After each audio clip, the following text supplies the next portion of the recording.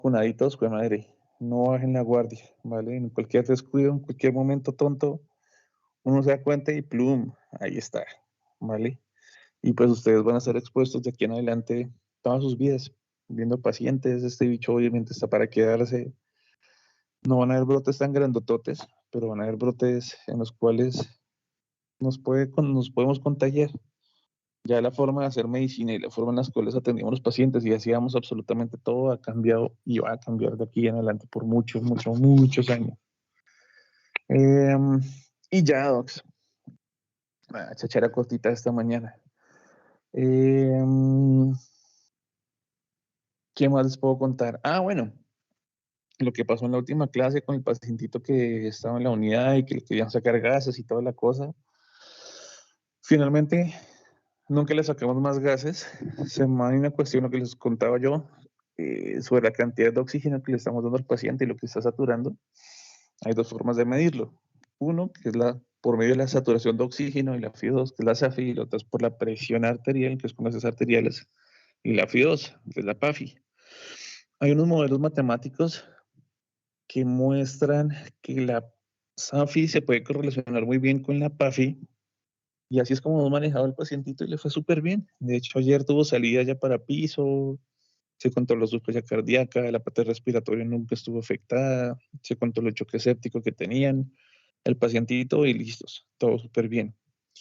Ay, carajo, tengo por ahí un artículo para mandarles, para que vayan como medio empezando a leer artículos que les toca leer a ustedes todos los días. O sea, la ideal, cojan la mala costumbre cuando empiezan clínica, de leerse por lo menos, 1 a 2 artículos diarios.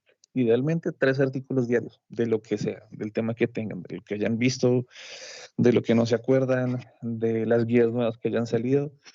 Cojan esa mala costumbre. ¿Listos? El artículo que les voy a mandar hace una comparación del fonendo, rayos X, tomografía y ecografía para identificar problemas cardiopulmonares. Entonces se van a dar cuenta cómo es tan absurdamente inespecífico y poco sensible el fonendo. Y en muchas ocasiones los rayos X para identificar situaciones sobre todo pulmonares.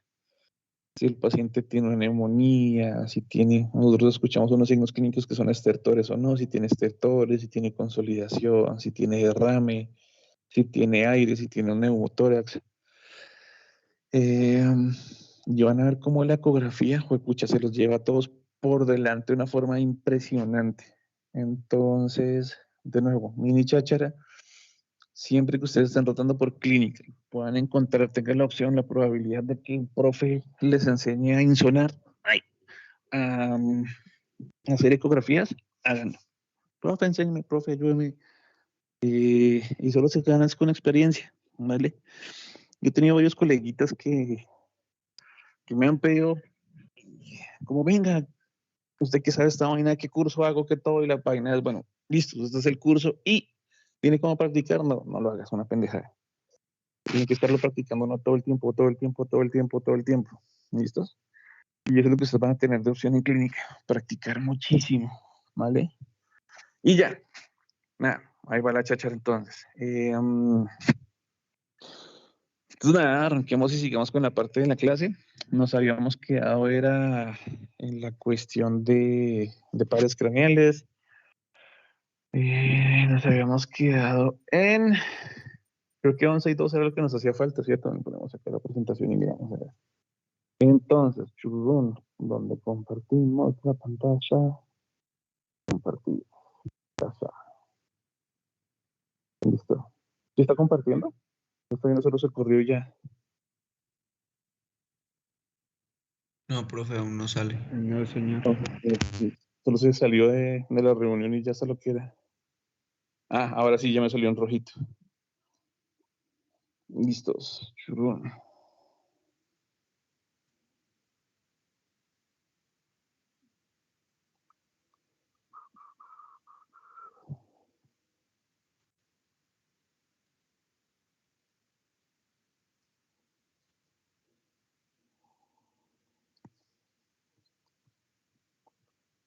Chan, chan, chan. Sí, nos habíamos quedado acá. Ahora sí comparte. Sí, señor. Listo. Vale, súper. Entonces, nos habíamos quedado acá en el 11º par craneal, en el nervio espinal o en el nervio accesorio. ¿Listos? Entonces, este nerviocito es un nervio motor, está formado básicamente es por la unión de raíces espinales y raíces craneales. Bueno, entonces esta es una raíz espinal y raíz craneal, ¿vale? Entonces, él lo que nos va a ayudar, lo que nos va a facilitar es la inervación propioceptiva, o sea, de dónde estamos ubicados en el espacio, de los músculos que él ayuda a movilizar. ¿Listos? Entonces, él lo que nos va a ayudar básicamente y principalmente es un papel en relación al tono de los músculos del cuello, ¿vale? Como ayudar a que los músculos tengan, si saben cuál es la tonicidad muscular, es como complejo explicar, ¿no? La tonicidad muscular es como, ¿cómo les explicaría? La tonicidad muscular viene siendo como la posición normal, digamos entre comillas, que un músculo debería tener, ¿vale? Que no es ni muy rígido ni muy flácido, sino que el músculo tenga su posición y su forma normal. ¿Listo? Eh, entonces él básicamente nos va a ayudar en los movimientos de rotación o de giro, más bien, no de rotación, sino de giro de la cabeza. Entonces viene siendo responsable del movimiento cefalo-giro de la cabeza y nos ayuda principalmente a través de la inervación del esternocleidomastoideo. ¿Listos? Entonces, cuando yo contraigo el esternocleidomastoideo de un lado, lo que va a hacer es el movimiento de giro o cefalogiro opuesto de la cabeza, para que la mayor redundancia. ¿Listos? Y también no solo nos ayuda a girarla, sino a inclinarla hacia el mismo lado donde él está, generando la contracción. Bueno, de origen real y aparente es más bien sencillo, ¿vale? El origen real son los núcleos del nervio espinal, pues de la parte del nervio espinal accesorio, y ellos van a estar ubicados en el núcleo ambiguo, en el bulbo raquídeo, ¿listos? Y también van a estar, como tiene raíces espinales, en los 5 o depende también en los 6 primeros segmentos medulares, que es lo que lo convierte como en ese núcleo accesorio. ¿Listos? En cuanto a la parte del núcleo medular, va a estar situado en la parte más externa del asta anterior de la porción superior de la médula cervical. ¿Listos? Y el origen aparente que se va a ver a través de él, sí, listos. El origen aparente de él van a ser principalmente las raíces vulvares que van a salir del surco colateral posterior del bulbo, ya estamos en la parte final de los pares craneales, y va a estar por debajo del décimo, del neumo gástrico, y las raíces medulares lo hacen básicamente por el surco lateral y posterior de la médula. ¿Listos? Entonces el recorrido de él básicamente es que las raíces inferiores van a penetrar en el cráneo a través del agujero occipital, eh, y una vez formado va a salir del cráneo por el agujero rasgado posterior, junto con el glosofaringio, junto con el vago, y una vez por fuera de la cavidad craneal se va a ir en dos ramitas, una interna y una externa. La interna va a tener las fibras de origen vulvar a nivel del sistema nervioso central del cerebro y van a terminar uniéndose con el ganglio plexiforme del vago, del décimo. ¿Listos? Y la rama externa, que viene siendo la que desciende y atraviesa por el espacio faríngeo, va a terminar inervando los músculos esternocleidomastoideo y atrás en el dorso con el trapecio. ¿Listos? Um,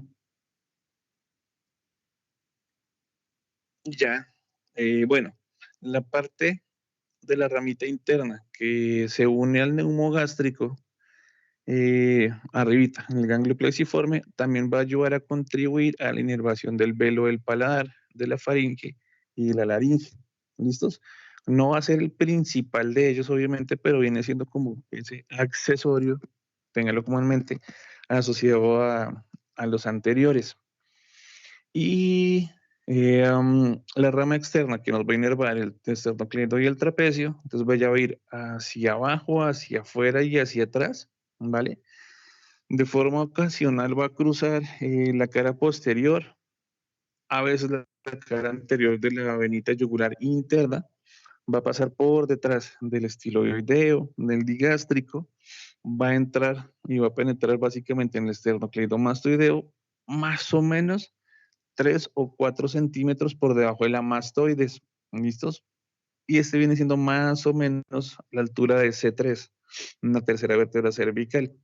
¿Listos?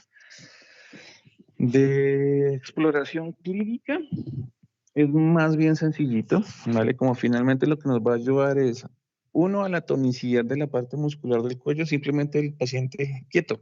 Mírenlo cómo está, si está inclinado, si tiene un hombro más levantado o bueno, o más caído que el otro.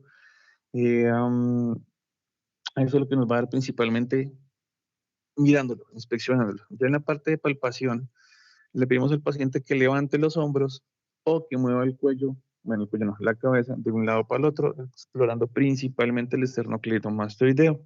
¿Listos? Y ya, básicamente es eso lo de él. Y nos queda el último, chururú, sí, que es el hipogloso.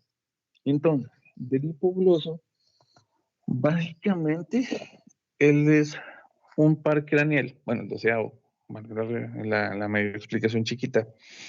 Es un par craneal que es motor para los músculos intrínsecos y extrínsecos de la lengua. Y estos vienen siendo, pues, motor para el estilogloso, el iogloso y el geniogloso.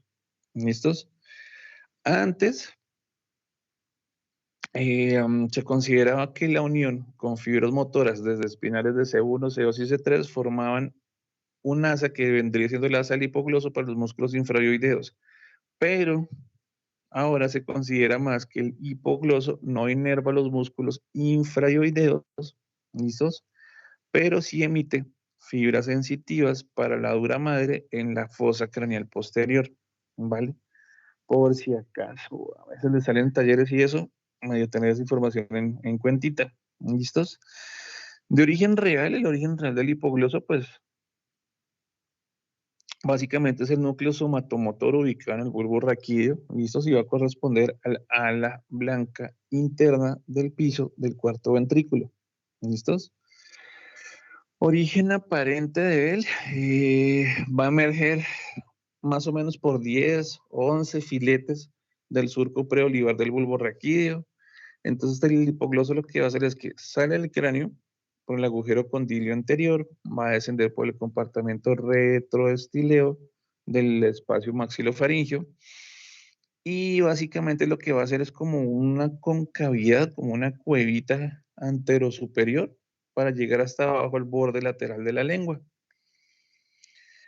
Eh, Él va a emitir diferentes ramitas colaterales. ¿Listo? Entonces va a emitir ramitas que son el nervio, bueno, la rama meningia recurrente, ramitas vasculares, va a tener para el ganglio plexiforme también del neumogástrico, arriba junto con el onceavo, para el nervio tiroideo, para el genioideo, bueno, para el nervio liogloso y el estilogloso.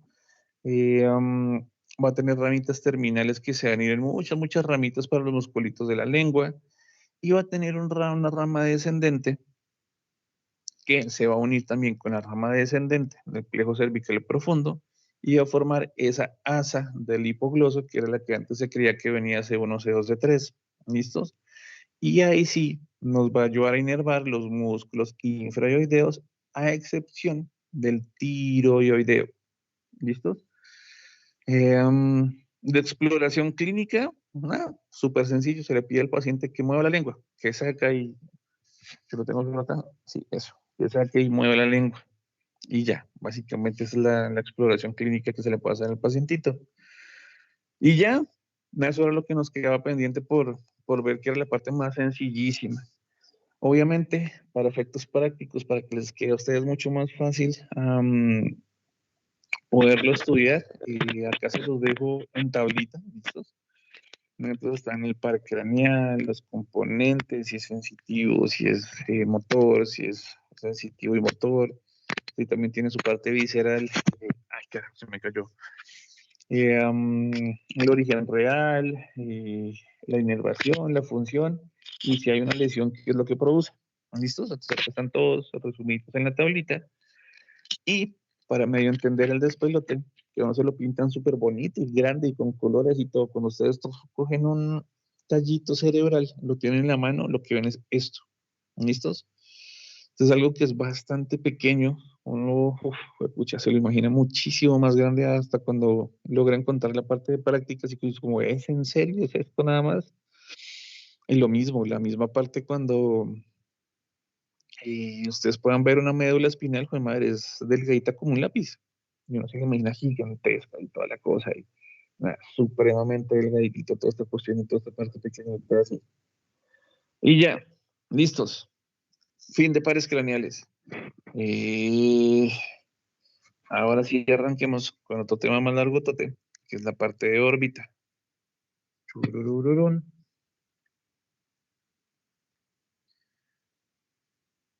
Órbita. Listos. Churururun. Entonces, la parte de órbita y la parte de entender toda esta cuestión del ojito, como, bueno, de los órganos sensoriales principales a nivel de cráneo, es un poco menos complejo, ¿vale? Uno lo puede como tener un poco más a la mano y poderlo imaginar mucho más. Bueno, y hay muchas situaciones en las cuales uno no tiene tan en cuenta anatómicamente las distribuciones de ellos, pero debería muchísimo en la parte clínica. ¿Listos?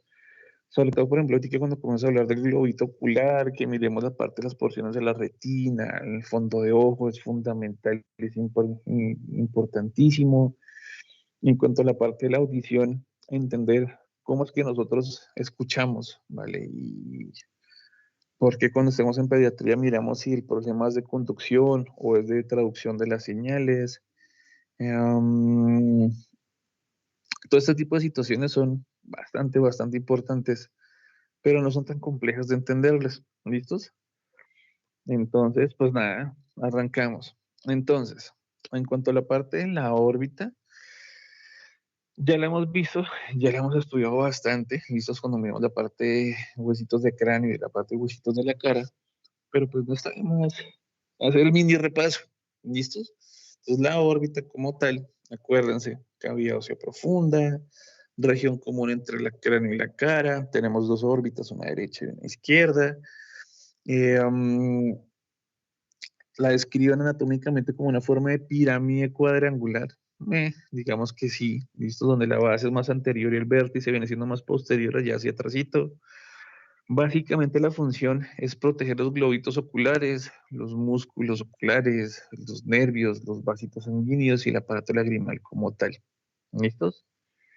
En las relaciones que tiene ella, se va a relacionar con los cenitos frontales arriba, listos, los maxilares por debajo, atrás de forma más medial, como lo vemos en la, en el esquema que está bajito en la diapositiva, con el cenito etmoidal y el esfenoidal, ya los hemos visto por montones, y acá lo traigo a colación porque es súper importante de tener en cuenta que las infecciones de los cenitos etmoidales y esfenoidales nos pueden erosionar esa pared medial de la órbita y afectar el contenido que está dentro de la órbita. Si ven que las relaciones son supremamente estrechas. Entonces, siempre tener esa parte en cuenta. ¿Listos? Sobre todo en pediatría, ustedes se van a enfrentar a muchos niños que puedan llegar a tener infecciones periorbitarias. ¿Listos? Hay infecciones alrededor de la órbita. Siempre cuando hay infecciones alrededor de la órbita, sospechen que pueda ser de algún germen que se localice cercano a los senos paranasales. ¿Listos? Sobre todo hemófilos influenza. No virus, sino bacteria. ¿Vale? Para que den cubrimiento para el hemófilos. Entonces, acuérdense como están viendo pediatría, están con el peladito que tiene una celulitis periorbitaria que tiene inflamadísimo alrededor del ojito, el párpado y la cosa. Como, sí, vamos a darle tratamiento para la celulitis del ojito y vamos a darle, no sé, ceftriaxona. Es un manejo medio usual, cefalosporina de primera generación. Entonces dicen como, profe, y si cubrimos hemófilos para, pues, pensando en los senos paranasales que están tan cerquita y en tanta relación, bien, chino, bien, bien, sí, cubramos hemófilos y le dan clinda y ya. Y súper sencillo, el pacientito le va súper bien y se beneficia muchísimo. ¿Listos? Y ya, fin de la mini cháchara. Contenido de la órbita, pues básicamente está formada por globo ocular, ¿listos? Los organitos oculares accesorios que vienen siendo las glándulas, los conductos, lagrimales y los párpados, los músculos extrínsecos e intrínsecos del ojito y obviamente el nervio óptico, los nervios oculares motores y los vasitos de la órbita como tal, ¿vale? El mini recorderis de cuando veíamos la parte de cráneo y vemos la parte de cara, pues donde están ubicadas las relaciones visoespaciales en cuanto a la parte de órbita, lo que llega, lo que sale hacia cráneo. Nada, ya lo hemos visto por montones, pero pues está el mini recorderis, tanto en su porción, bueno, como por decirlo así, en su vista anterior. Y si lo que hacemos es desprender el techito de la órbita, lo que nos encontramos es esto, que las relaciones están muy, muy ligadas y muy estrechamente pegaditas con la base del cráneo, como tal. ¿Listos? Y bueno, metamos en la parte del ojito. Entonces, en cuanto a la parte del globo ocular como tal, ya le hemos mencionado previamente, y las paredes del globo ocular van a corresponder principalmente a tres envolturas. ¿Listos? Tres envolturas concéntricas que, viniendo de afuera hacia adentro, vienen siendo una capa fibrosa, que es la esclera. ¿Listos? Esta esclerita que nosotros vemos como la capa más blanquita del ojito. Esta esclera es la que está como en la parte posterior del globo ocular y en la parte anterior lo que viene siendo la córnea, nuestro primer lente de refracción. ¿Listos? La capa media es la capa vascular. ¿Listos? Que básicamente está compuesta por la coroides, que más adelante, hacia la porción más anterior, se va a convertir en el cuerpo ciliar y en el iris. Bueno, y la capa más interna, el globito ocular, es la parte nerviosa, que básicamente es la retina. ¿Ok? Entonces, arranquemos por esta parte de la esclera, por la capa fibrosa. ¿Listos? Pues la capa fibrosa, la capa que en la porción posterior es la esclera y la porción más anterior es la córnea, es la capa más externa de la pared del globito ocular. Bueno, está formada adelante, entonces para atrás por la córnea, que es transparente, que es poco extensa, ¿listos? Y en la parte de atrás se va a continuar con la esclerótica, ¿listos? La esclerótica o la esclera está conformada por fibras de colágeno, están entrelazadas entre ellas con fibras elásticas y básicamente se va a denominar como tal la sustancia propia. ¿Listos? Entonces, esta sustancia propia es el principal componente de la pared del globo ocular. Bueno, la esclerótica es importantísimo que es opaca a la luz. Bueno, no va a dejar que la luz atraviese el ojito por otro lado, sino es por la parte más anterior, que es por la córnea, y más o menos va a representar unos 5/6 de toda esta capa fibrosa. Estos 5/6 vienen siendo la esclera y el sexto, bueno, la sexta parte correspondiente, la parte anterior, viene siendo la córnea. Bueno, medio importante tener en cuenta que las fibras que la corresponden a ella, las fibras de colágeno entrelazadas y las fibras elásticas, que todo junto, que es lo que se denomina la sustancia propia, tiene mucho trofismo o como que acepta de forma muy fácil la bilirrubina. Bueno, esto nos sirve mucho. Por ejemplo, ustedes no sé si ya han tenido algún primito, algún sobrinito, ustedes mismos, algún familiar, o han tenido algún paciente que tenga problemas de la parte de hígado, ya sea por cirrosis, ya sea por alguna hepatitis o ya sea por diferentes situaciones que pues, nos pueden generar una inflamación de hígado y nos puede generar una acumulación de la bilis, una hiperbilirrubinemia, los ojitos se pintan de amarillo, la esclera se pinta de amarillo, porque tiene ese trofismo, porque tiene como esa aceptación, por decirlo así para que me medio entiendan, por la bilirrubina. Entonces, una de las cosas súper fáciles que ustedes pueden hacer en un paciente que ustedes le sospechan de alguna lesión hepática es miren los ojitos. Si tiene los ojitos amarillos, muy posiblemente va a tener las bilirrubinas elevadas, ¿vale? O por el contrario, llega el paciente que tiene mucho dolor abdominal y que la cosa y que no sabe qué tiene. Dices, simplemente con mirar al paciente a los ojos, es que algo tan fácil como eso. Y ve que tiene los ojitos amarillos como, ah, carajo, tengo que mirarle los niveles de bilirrubina y mirar si es a expensas de la directa, si es a expensas de la indirecta, eh, y orientar clínicamente y de forma paraclínica el diagnóstico del paciente. ¿Listos? Nunca dejen de lado o nunca se enfoquen solo en que puede ser esto únicamente lo que puede tener el paciente y ya, ¿vale? Yo he tenido como unos 2, 3 casos de, más muy raro en toda la vida, pero sobre todo en población pediátrica, que ingresan por el dolor abdominal, que les duele hacia mesogastrio, bueno, hacia la porción de la mitad de la panza. Ya luego aprendemos esos cuadrantes. Como le duele arribita del ombligo, con los ojitos pintados de amarillos, ah, no, este man lo que tiene es una hepatitis, lo primero que uno piensa con la población pediátrica. Eh, Obsérvenlos, revísenlos. Bueno, porque me han pasado, y yo le tomé ese consejo a uno de mis profes, como si es una hepatitis, bla, bla, mejor hagamos la observación, hidratémoslo, cuidémoslo un poquitito mejor, unas 6 horitas, por mucho 8 horitas, a ver si el cuadro se mantiene así. Me ha pasado y se esconde muchísimo, que terminan siendo apendicitis, ¿vale? Una inflamación, una infección a nivel abdominal, pero finalmente el pacientito está haciendo una reacción y como tan severa y tan fuerte que termina afectando a otros órganos a través de esa hepatitis, hace una sepsis y eleva las bilirrubinas, ¿vale? Entonces uno se enfoca más en como si fuera algo hepático y termina siendo algo más a nivel visceral. Bueno, pues nada, siempre tener en cuenta esa partecita. Entonces, además de la parte de la esclera, la capa externa, pues obviamente la carita externa es convexa, ¿listos?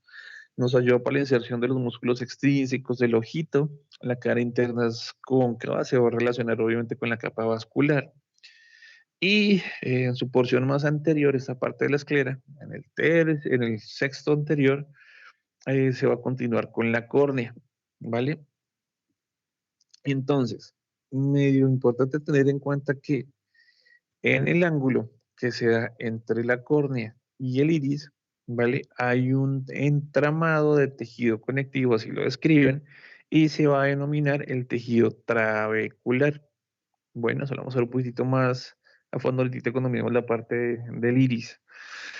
Em, la cuestión es que esta porción del tejido trabecular que está adherida a la esclera, ¿vale? Se va a denominar la porción esclerocorneal y la porción que está adherida al iris se va a denominar la porción uveal.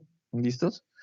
Entonces es más como esa zona de transición entre la esclera y la córnea que también se va a pegar junto con el iris, que vienen siendo estas dos zonas diferentes. ¿Listos?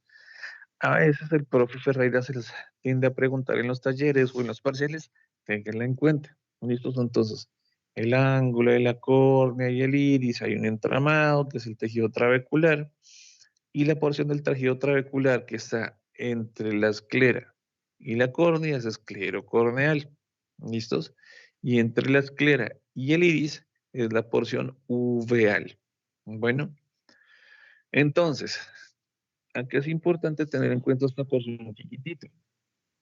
Esta porción chiquitita de esas uniones es fundamental para mantener el tono y la presión a nivel dentro del ojito. ¿Listos? El ojito va a tener diferentes cámaras, una cámara anterior y una cámara posterior. Ya las vamos a ver, ¿vale? Y el ojito por dentro tiene un líquido. Ya lo vamos a ver también. Bueno, tiene dos diferentes principales. Pero esa comunicación entre la porción más anterior del ojito y la porción posterior del ojito es lo que nos va a mantener ese equilibrio entre la presión y la cantidad de agüita que tengamos. ¿Listos? Entonces, teniendo eso en mente, en esta unión, en la parte iridocorneal, entre el iris y la córnea, ¿listos? Hay un cenito venoso. Ese cenito venoso de la esclera, más comúnmente se conoce como el conducto de Schlemm. ¿Listos? Entonces es un vasito circular que nos va a limitar en la cara interna de este tejido trabecular, en la unión entre la esclera y la córnea, que también ahí está pegada a la parte del iris. ¿Listos?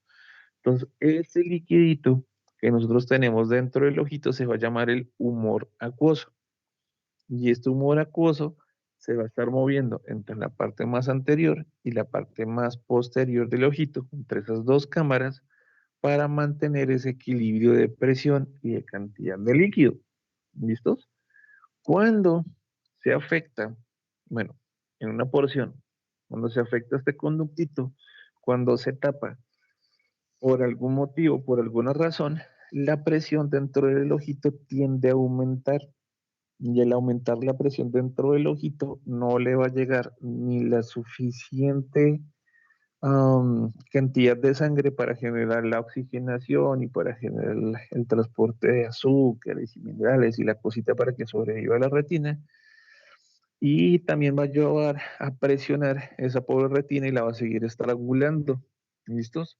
Cuando pasa eso, es que lo que nosotros llamamos que el paciente puede tener un glaucoma. ¿Listos? La principal causa de ceguera a nivel mundial no traumática es el glaucoma.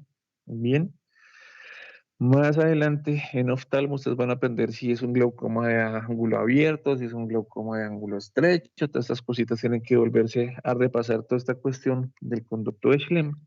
Pero por ahora, les medio adelanto que cuando ustedes identifican un glaucoma, eh, y la situación está porque el conductito de Schlemm está tapado y no está generándose la comunicación entre la cámara anterior y la cámara posterior, se hace un procedimiento que es una iridotomía. Básicamente es, ahí sí, por medio del láser, se abre un huequito ¡shup! Para que se haga la conducción entre la cámara anterior y la cámara posterior. Suena muy fácil, suena muy sencillo, suena muy pendejo, no lo es. ¿Listos? De hecho, para poderlo hacer, por lo general tienes que hacer el cursito de 6 años de medicina, el cursito de 3 años, ¿3 años? Sí, o 4, creo que son 3 años de oftalmo, y luego otros 2 añitos para dedicarte a hacer la parte de glaucoma. ¿Listos? Y yo tuve la fortuna de tener uno de mis profes, el Karen Algar, el presidente de la Asociación Colombiana de Oftalmo, es un monstruo. El man era glaucoma, retinólogo, era oftalmo, epidemiólogo, una locura ese hombre. Ya me lo hacía ver tan sencillo en cirugía y la cosa y tan fácil que, uff, pero no lo es. ¿Listos? Entonces, seguimos. Churún, nos quedamos con la córnea ahora. Entonces, la córnea, acuérdense, va a formar ese sexto anterior de la capa fibrosa del globito ocular, ¿vale? Ella es transparente, el espesor es aproximadamente entre de 9 milímetros de su parte más gordita, ¿listos? Y más o menos, que viene siendo la porción media, y hacia los márgenes, hacia la porción lateral, viene siendo más o menos de 1,2 milímetros el grosor, ¿vale? El borde de la córnea se va a continuar pues hacia atrás con la esclerótica, y pues acuérdense que esta es la unión entre la esclera y la córnea. Dime, ¿sí? ¿No?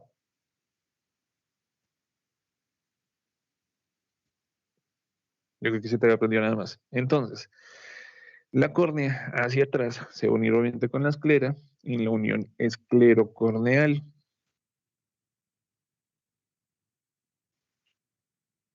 Esclera y la córnea, la unión esclerocorneal, también a veces la denominan el limbo de la córnea, por si acaso. Textos, profe, talleres o parcial. La unión entre la esclera y la córnea es la unión esclerocorneal o limbo de la córnea. ¿Listos? Entonces, básicamente la córnea, ténganlo en cuenta, es un epitelio. ¿Listos? Es un epitelio que nos va a recubrir la cara anterior. ¿Listos? Entonces, al ser un epitelio, va a estar dividido en diferentes capitas. Entonces, el epitelio que recubre la cara anterior de la córnea está formada por 5 capas de epitelio escamoso. Acá hago un mini tacho. ¿Por qué nos sirve saber que es un epitelio? No cuando haya úlceras, porque eso es totalmente distinto y complicadísimo, pero por ejemplo, no sé, estaba jugando con mi perro, con el gato, con mi sobrinito y me rasguñó el ojito y me hizo un mini rasguño en la córnea. ¿Listos? Como, ay, jue madre, me voy a quedar ciego. No necesariamente. ¿Listos? Dependiendo obviamente el tipo, la forma con que fue, la profundidad del rasguño, simplemente hacer un epitelio, el cuerpo vuelve y lo regenera. ¿Listos? Lo cicatriza, ¿vale? Si ya el daño es muy profundo, entra hacia la capa más posterior de la córnea o incluso llega a entrar a la cámara anterior, ya es mucho más difícil y mucho más complicado porque se empieza a perder humor acuoso, se pierde la tonicidad del ojito y la cosa pues, más complicado.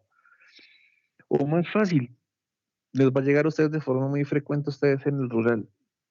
Típico paciente que está usando una pulidora y estaba cortando, no sé, una varilla metálica, una reja de la casa, alguna cuestión de estas, y botan esquirlas muy pequeñitas y los pacientes, y es muy como denominador del colombiano no usar gafitas de protección. Venga, algo tan sencillo, y me llegó muchas veces también hacia urgencias.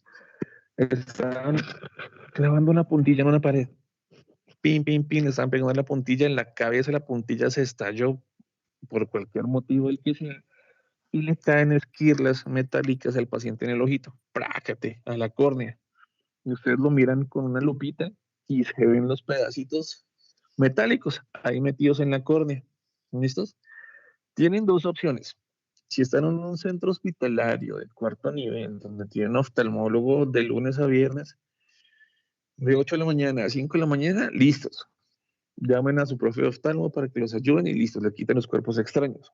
Si están en el rural, en mierdado, lejísimos, o ni siquiera tan lejísimos, puede ser, no sé, como en Cúcuta, en la misma ciudad que tienen el paciente ustedes, no sé, en Atalaya, en Comuneros, en algún otro lado por allá lejano.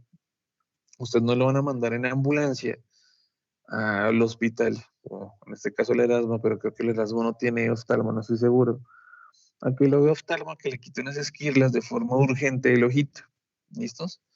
Les va a tocar hacer el trámite, que manden por oftalmo y que le hagan la autorización, después de que hagan la autorización que les saquen la cita, después de la cita que va a hacer como en un mes, el paciente se fastidió, le dio una conjuntivitis horrible y los va a odiar a ustedes porque no le pudieron solucionar, ¿vale?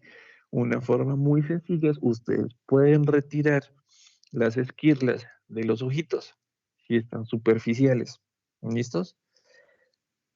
Um, Tengan en cuenta que la córnea es el sitio más sensible que nosotros tenemos en el cuerpo. ¿Listos? A ustedes les cae un mini granito de harina en el ojito y fue, pucha, creen como si fue Mario, le hubiera caído a uno una volqueta de tierra, ¿vale?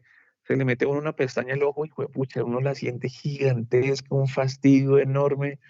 La córnea es el sitio más sensible del cuerpo humano. ¿Listos? Ustedes no se van a poner, tras de que ya tiene el fastidio el ojito, tras de que no lo puede mover bien, no lo puede abrir, por el mismo dolor, ponerse con una aguja, quitar los cuerpos metálicos así de la maldita sea. No, siempre anestesiando. ¿Listos? Ah, carajo, que es que estoy muy lejos en el rural y no tengo cómo anestesiar un ojito. Simplemente cogen lidocaína en gel, la que se utiliza para pasar todas las onditas, sondas vesicales, sonditas nasogástricas, toda esta cuestión lidocaína en gel. Dice al paciente, le va a arder como un demonio, porque le va a arder como un demonio. Le echan una gotita de gel en el ojito, listos. Un minuto el ojito está completamente anestesiado. Usan una jeringa de insulina, que es la más delgadita de todas que ustedes van a poder conseguir cercanas a ustedes. Y con esa jeringuita, con la agujita hipodérmica de la insulina, ustedes van a poder retirar esos cuerpos extraños. ¿Listos? La cuestión es como, uno, el cuerpo extraño lesionó la córnea y dos, ustedes con la agujita también la van a terminar lesionando, el paciente va a quedar con ese fastidio en el ojito. Y también importantísimo, como tiene el ojito anestesiado, no va a sentir si se le mete algún mugre o no, si se le mete alguna molestia en el ojito, entonces tápenselo de aquí a que llegue la casa. Te va a poner este parche, no tienen parche ocular, cogen una gasa, le tapan el ojito y le ponen micropore. ¿Listos? Váyase con el ojito cubierto para la casa, eche sus dos goticas para que no se le vaya a infectar el ojito, le dan los signos de alarma, que si le infecta, que si le duele, que si no ve bien, que si ve borroso, que cualquier cosa que vuelva, y listos, le solucionaron ustedes el problema a su paciente, ¿vale? De todas formas, si le mandan la cita de control para que lo vea oftalmo, pero oftalmo ya lo va a ver, habiéndole hecho el tratamiento y va a controlar de que no haya generado ninguna secuela. ¿Listos? Importantísimo esa parte. Y ya, volvemos. Entonces, en cuanto a la parte de la córnea, como tiene diferentes capas, el epitelio, entonces todo epitelio va a tener una membrana basal. Esto es lo como han medio visto siempre en histología. ¿Listos? Entonces la membrana basal, el epitelio de la córnea, es la lámina limitante anterior. ¿Listos? Esta lámina limitante anterior también la denominan la membrana de Bowman. Y muy parecido invisible a la parte renal. ¿Listos? Ella tiene más o menos y de forma aproximada entre 10 a 20 milímetros de espesor. Se va a continuar hacia la parte de la profundidad con la sustancia propia, ¿se acuerdan? Con la esclera. Y básicamente esta sustancia va a estar formada por láminas de tejido conectivo que están dentro de una también sustancia basal que contiene mucosas. Entonces, la córnea no tiene vasitos sanguíneos. ¿Bonitos? La córnea es avascular. Si en algún momento les preguntan, les sale algún parcial, alguna cuestión, ¿cuál es el órgano que más se trasplanta a nivel mundial? La córnea. ¿Listos? Porque la córnea, como no tiene vasitos sanguíneos, no va a tener dependencia de si tiene grupo sanguíneo A, B, O, RH positivo, negativo, que si es compatible o no la córnea de este paciente con el del otro, que bla, bla, bla. No, porque como es avascular, no va a tener implicaciones inmunológicas asociadas. ¿Listos? Y eso también les sirve a ustedes para saber esa situación. ¿Por qué? Porque si ustedes tienen la conjuntivitis, el paciente tiene inflamado, tiene infectado el ojito, el tratamiento principalmente es tópico, en goticas para los ojos, porque si ustedes le dan solo tratamiento tomado, sistémico, sí, va a cuidar, va a llegar la parte de antibiótico hacia la capa vascular del ojo, pero va a quedar descubierta la córnea. Esto es porque no tiene vasos sanguíneos. Acuérdense muy bien siempre de eso. La córnea es avascular, ¿vale? Y listo. En cuanto a la porción más anterior, obviamente, la córnea es transparente y la transparencia de la córnea está porque la turgencia de las fibras y la distribución del líquido coloide que está entre ellas está puesta de tal forma que permita que traspase la luz. Y ya, básicamente es esto. ¿Listos? Entonces, empezamos con las cámaras. Sí. Entonces, ya viendo la parte más anterior de la córnea, la parte externa, la parte que es un epitelio, la parte que es avascular, la parte que ustedes van a poder manejar en su rural y ayudarle a solucionar el problema a los pacientitos, encontramos que la cara posterior de la córnea, ¿listos? Nos va a formar la pared anterior de la cámara anterior del ojito. ¿Listos? Entonces, hagan de cuenta que ustedes están en un cuarto, ¿vale? Que la puerta es la córnea, la parte de afuera de la puerta es lo que nos está en comunicación con el medio exterior y que es la parte transparente, y la parte de atrás de la puerta es la porción más anterior de la cámara en donde ustedes están.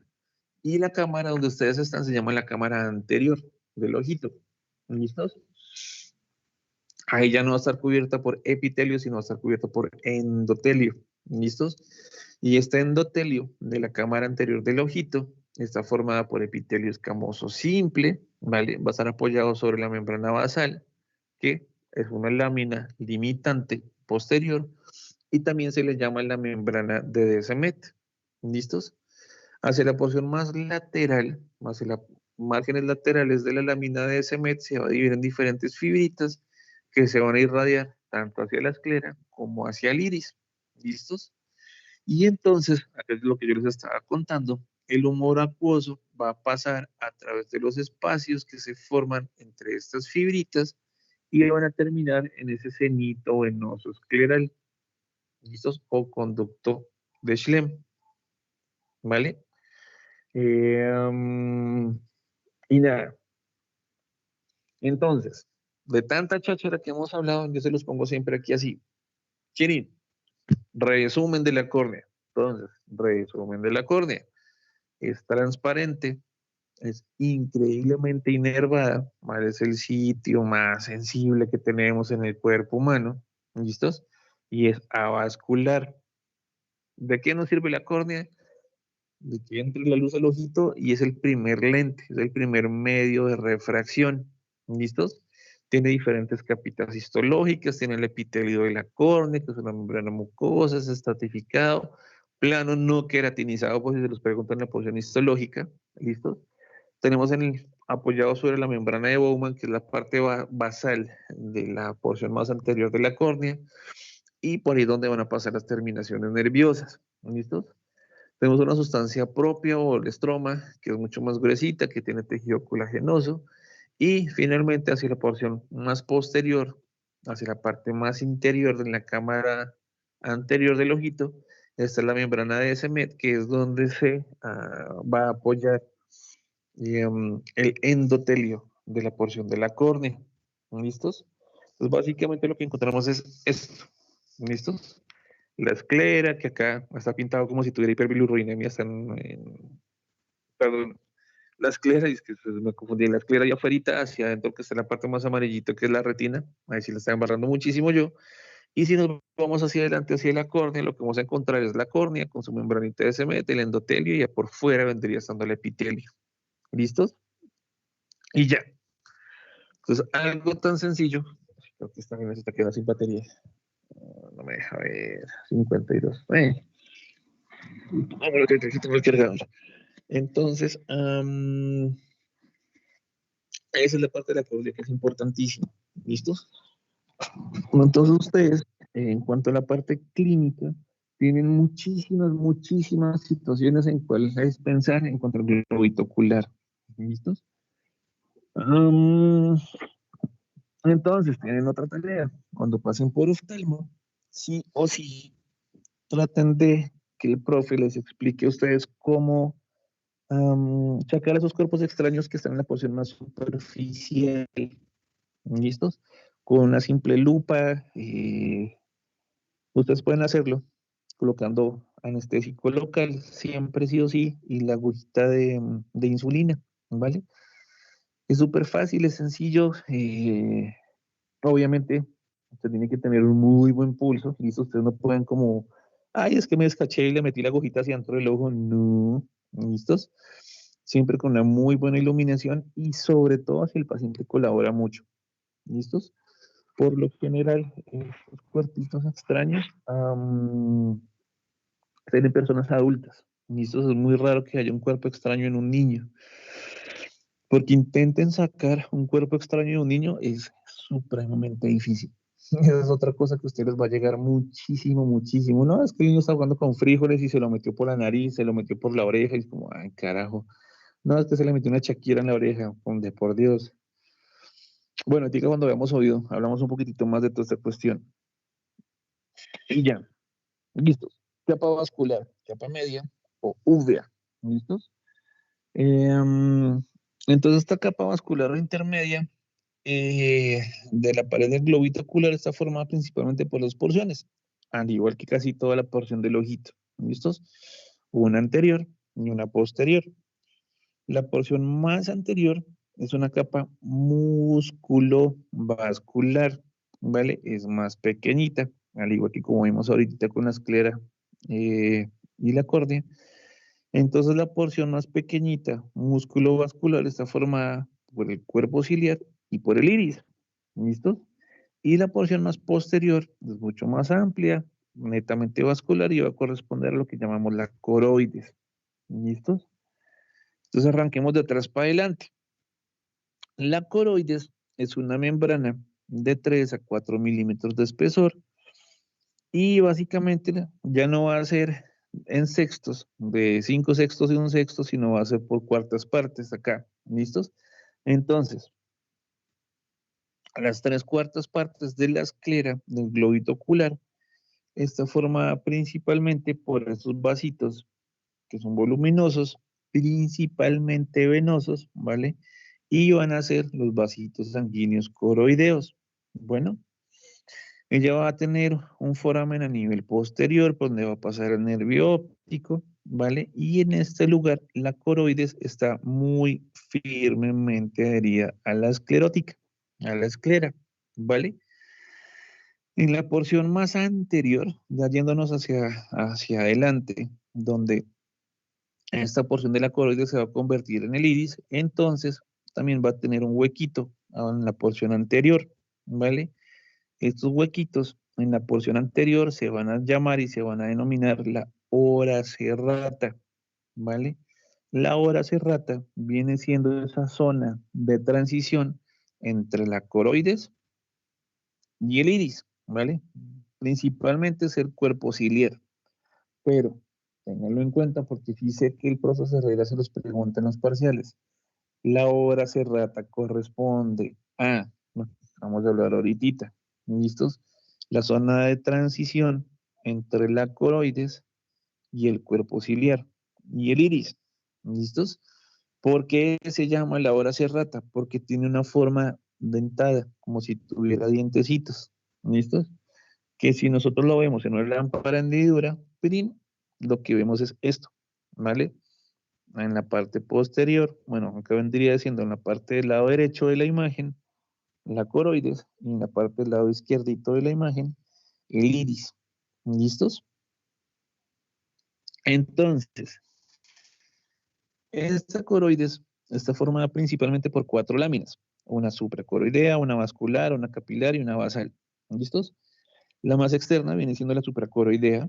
¿Listo? Está ubicada directamente por debajo de la esclerótica y va a tener celulitas pigmentadas y las fibras están parcialmente recubiertas por endotelio.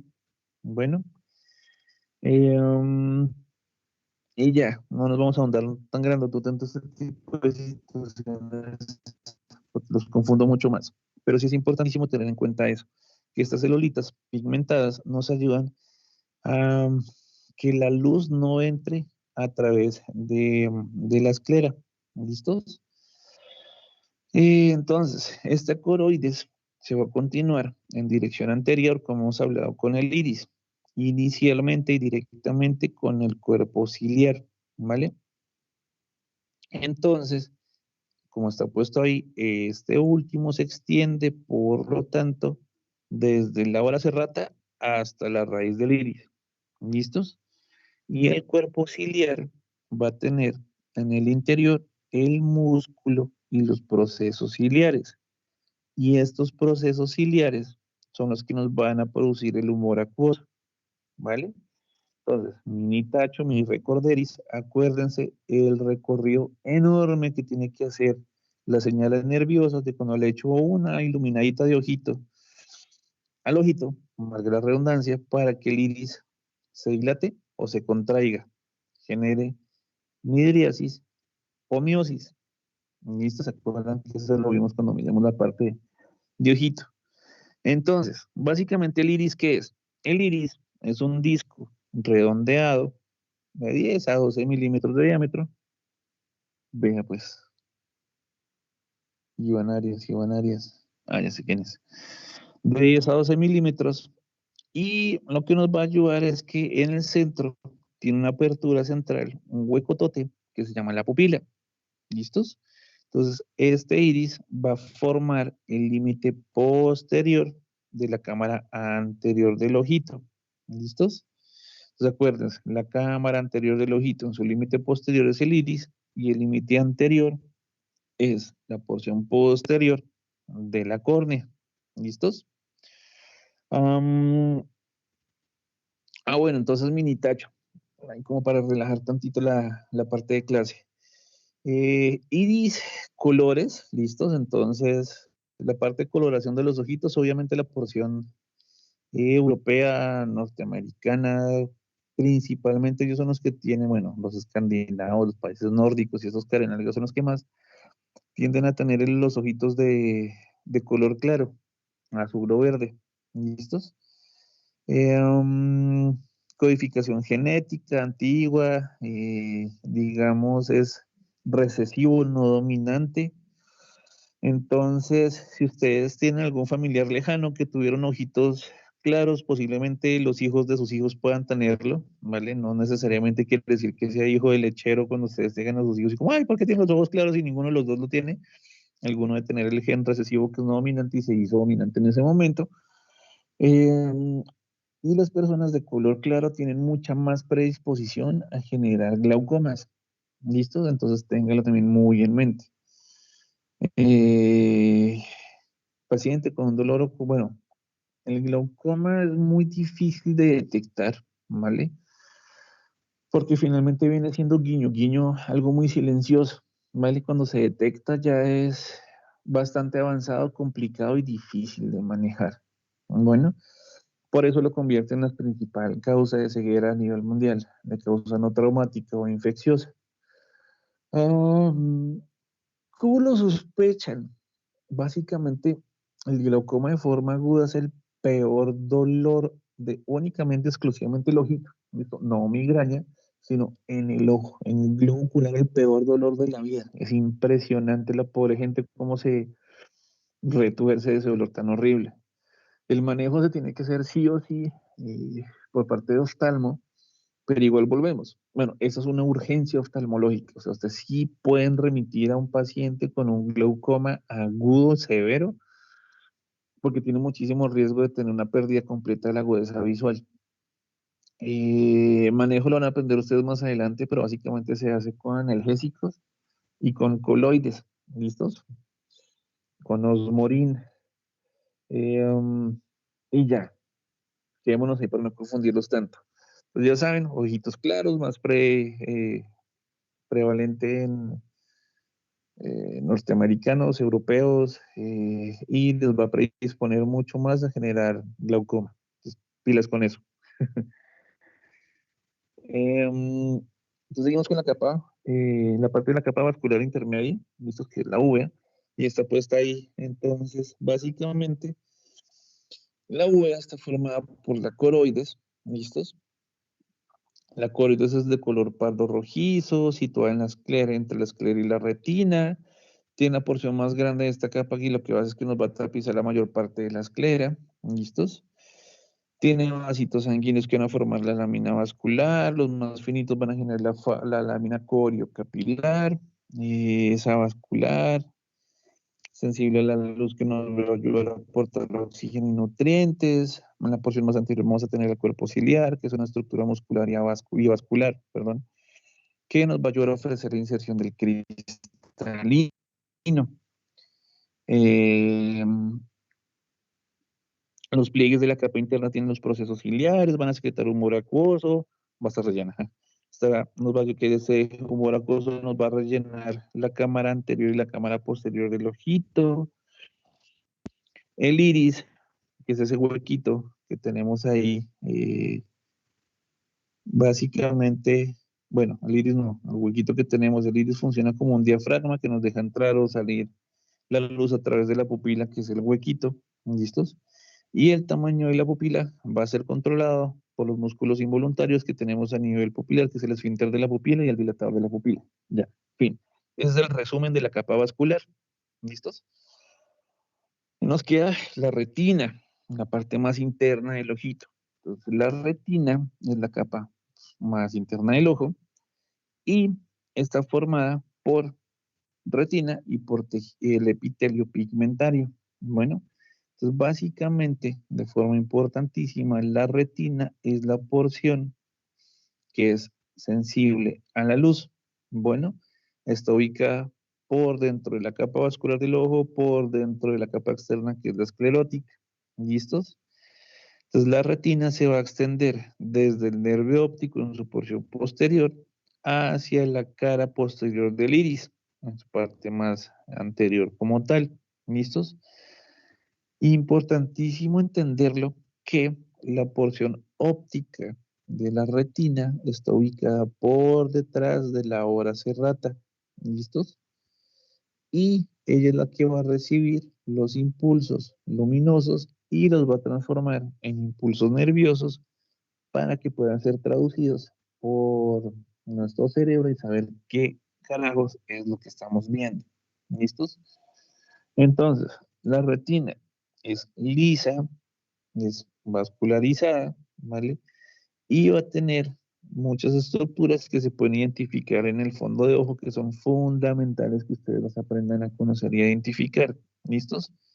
Uno, el disco óptico. Dos, la mácula.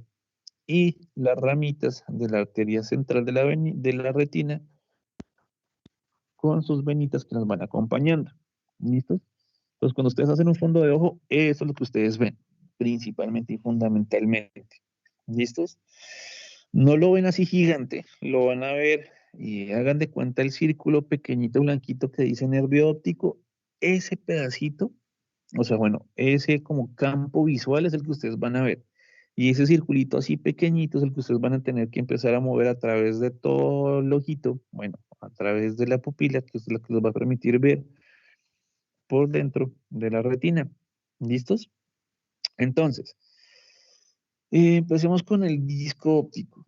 El disco óptico se encuentra en el fondo del ojito, más o menos 3 a 4 milímetros en dirección medial a la mácula.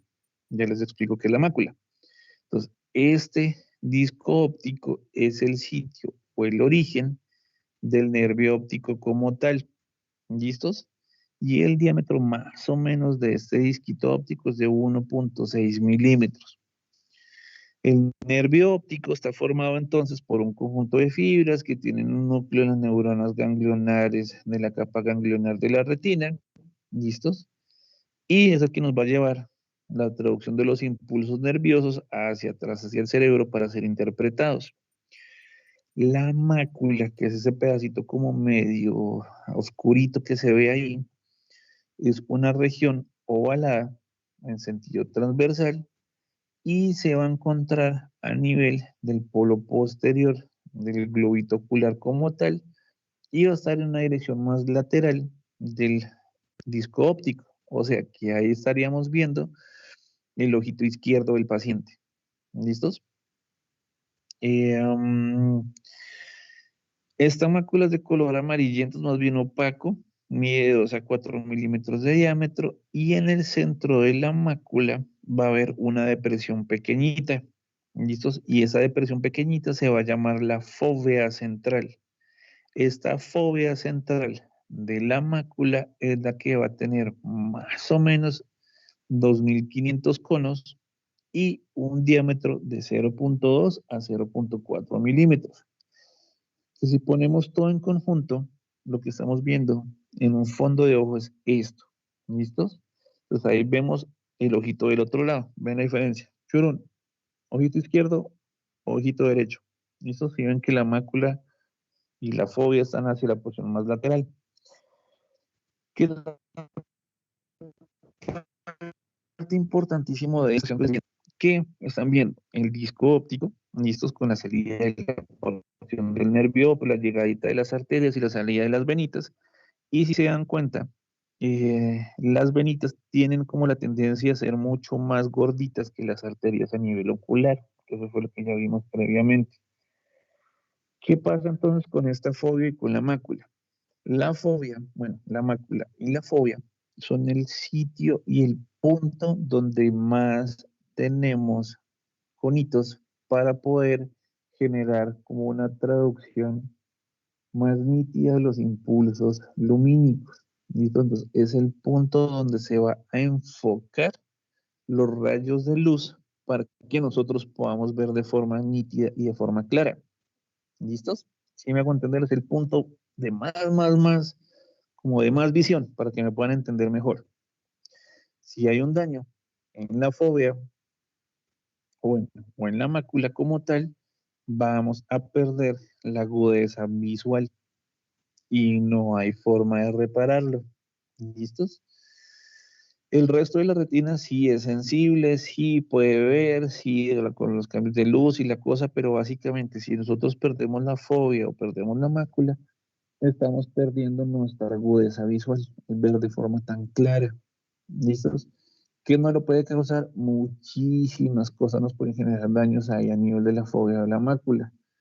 Infecciones, inflamaciones, trauma o incluso lesiones vasculares como trombos a nivel de la retina, de venitas o de arterias retinianas, nos pueden generar estos daños en la fobia, en la mácula. ¿Listos?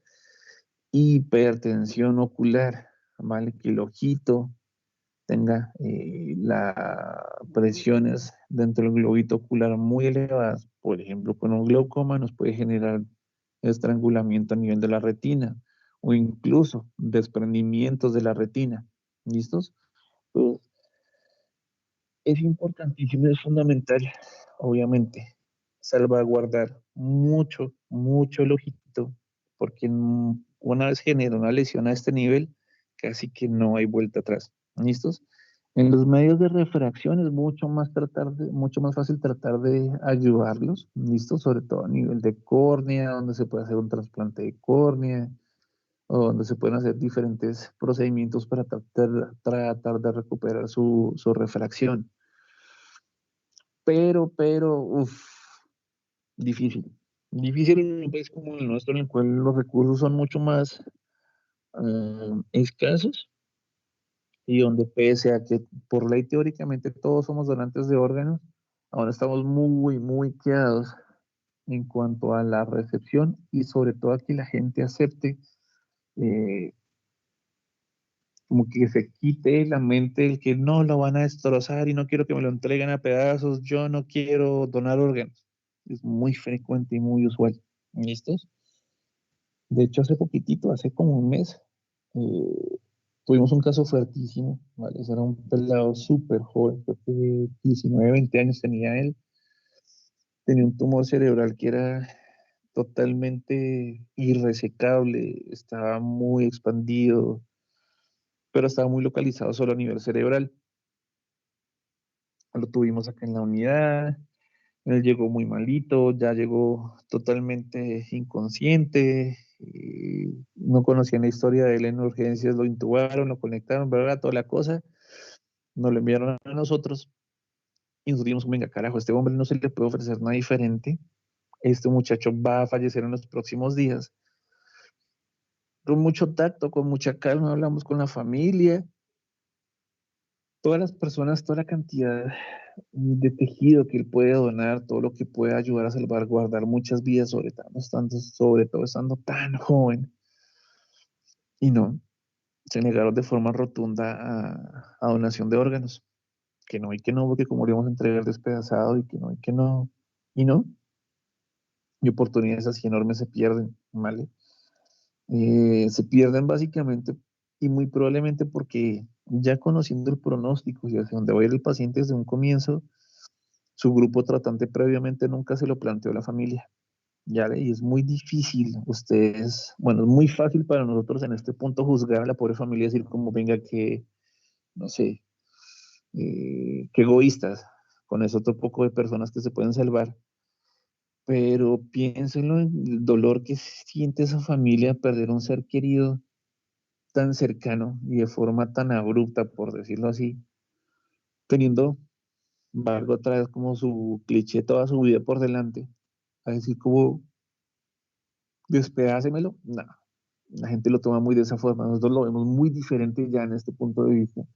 Pero si se lo hubieran planteado desde antes, la familia lo puede pensar, lo tiene que pensar, no lo tiene que pensar idealmente bajo presión, pero pues nada, son situaciones que suceden y así es. Como estamos todos nosotros acá, criados en este país camandulero. Pues nada, ánimo, siempre tengan en mente eso, que necesitamos mucha parte de donación de órganos. Hay muchísimos mitos alrededor de, no, si usted se pone como donante de órganos, eso lo buscan y lo matan para sacar los órganos y venderlos. Hasta ese tipo de punto de cosas piensa la gente y está completamente arraigada y es como una vaina increíble. Pero bueno, volvemos, me desvié mucho del tema. Eh,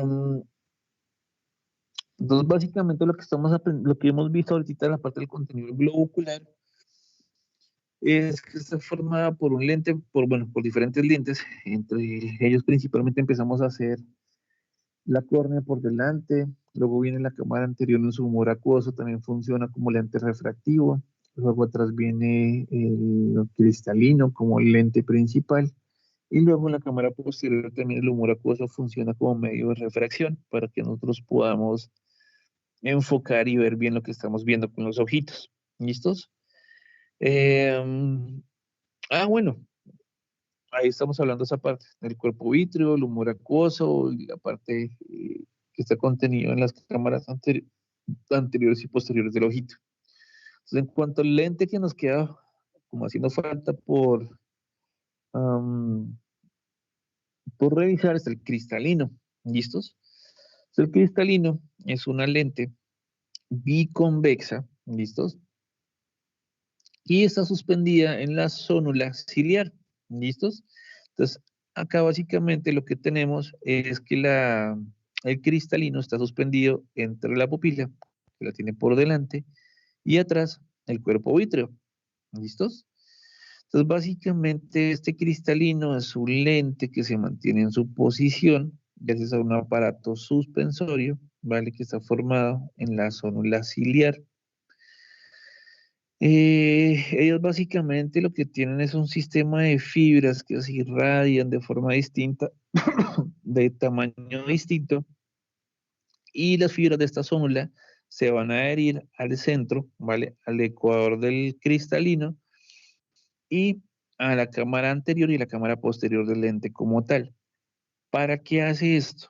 Para que cuando nosotros queramos ver de cerca o ver de lejos, esta zona se va a contraer o se va a relajar y va a hacer que el lente se alargue o se apachurre. ¿Listos? Si se alarga o se apachurra, nos va a ayudar a identificar y nos va a ayudar a mirar a ver mejor de cerca o a ver mejor de lejos, dependiendo cómo vayamos haciendo esa acomodación de hacia dónde van los rayos de luz, o sea, dónde va como el estímulo visual que nosotros queremos ver, valga la redundancia. ¿Listos? Entonces, esta contracción y esta relajación de estos musculitos ciliares nos va a ayudar a tensar o a relajar esta zónula ciliar. Y este lente va a aumentar o a disminuir la curvatura. ¿Listos? Entonces, si vamos a ver de cerca, el lente se va a apachurrar y se va a volver más convexo. Y cuando queremos ver de lejos, el lente va a tener la tendencia a aplanarse. Esto se va a denominar el reflejo de acomodación. ¿Listos? Este lente tampoco está vascularizado y no está inervado, ¿vale? Y él se va a nutrir por invisión. Pues acá viene otra gran ventaja. Viejitos, que el lente se pone opaco por diferentes situaciones, listos, ya sea por edad, ya sea por virus, ya sea por bacterias, ya sea por medicamentos, listos, ya sea por daño, como por predisposición genética, digámoslo así, que se opaca ese lente, se genera lo que denominamos cataratas. Y eso es como si todo, como si el paciente está viendo como si estuviera viendo todo detrás de una catarata, por eso se le llaman así. ¿Listo? Porque todo se ve como si estuviera detrás de una cascada. Es fácilmente, bueno, entre comillas, fácilmente reemplazable. ¿Listos? Lo hace el grupo de oftalmo. Eh, Cambiar el lente ocular, el cristalino, se llama una faquectomía. Bueno, nuevo término. Eh, y le devuelve por completo la visión a los pacientes. ¿Listos? O sea, es algo tan sencillo que ustedes ven un paciente van a hacerle un fondito de ojo o simplemente con mirarlo a los ojos y ven que tiene ese cristalino ya opaco, opaco. Venga, señor, ¿está bien? No, yo veo todo como borroso, todo oscuro. No sean tan chandas y mándenlo a oftalmo para que puedan hacer el reemplazo de ese lentecito, hacer la faquectomía y el paciente pueda volver a ver. Es que, pues, madre, es impresionante, es algo tan sencillo y tan fácil que no, o sea, deje así. Bueno, de cuerpo y de humor vítreo, creo que es lo que sigue, sí. Entonces, básicamente, el cuerpo vítreo eh, tiene una consistencia gelatinosa, ¿listos? Y eso está dado básicamente porque tiene mucho ácido hialurónico. Este cuerpito vítreo nos va a ocupar los 2/3 posteriores del globito ocular, ¿listos? En la parte más anterior va a haber una depresión que está ubicada pues para que el lente, el cristalino se pueda ubicar ahí y esa depresión, ese huequito se llama la fosa hialoidea. Bueno, el cuerpo vítreo está formado 98% por agua, 2% por proteínas, por salecita y una red de fibras de tejido conectivo que nos van a ayudar a formar lo que llamamos el estroma vítreo. Entonces, este cuerpito vítreo es el que nos va a ayudar a generar la última tensión para que el ojito tenga un tono normal y adecuado, para que no se aplaste y para que no se apachurre. ¿Listos? Y si nosotros lo logramos sacar de un ojito y sacar esta situación gelatinosa, ay, lo que vamos a ver es esto. ¿Listos? Les presento el cuerpo vítreo.